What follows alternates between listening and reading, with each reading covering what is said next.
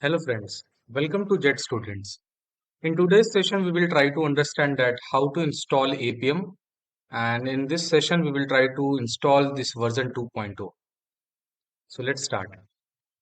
The first thing is that go to any browser and let's check Appium first. So you just need to go to browser and type here Appium, and this will show you this website appium.io. So it is the official website of Appium.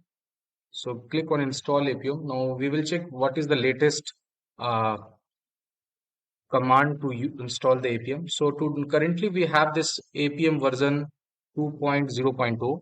So Appium guys have updated a new changes. So everybody needs to install this one as of now in order to get a very good progress in Appium testing.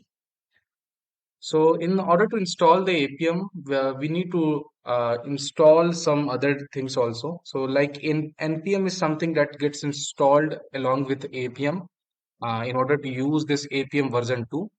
So so we need to use this command npm I and Appium, and they have given this version 2.0 as name as next. So we will use this command and we will download it.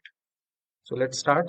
So copy this command and go to CMD and run as administrator. So here we will paste this command and click on next. So it will take few minutes to install. So as of now, it is downloading the npm also along with the Appium. And once it got installed, we will see the npm version as well. So now we have successfully downloaded this Appium, and it is showing that we have downloaded it. So let's check the driver list it has. So for that, you just need to type here Appium Driver List, and it will show you list of drivers that Appium. Okay. So we are seeing currently that Appium has showing UI Automator 2. So this is something that is designed by Google, and it helps you to automate your mobile testing test cases. So this is going to help you. Now we have several other drivers also like XUI test, Mac 2, Espresso, Safari, Gecko, and Chromium. So as of now, I'm interested to install this UI Automator 2. So let's install this one.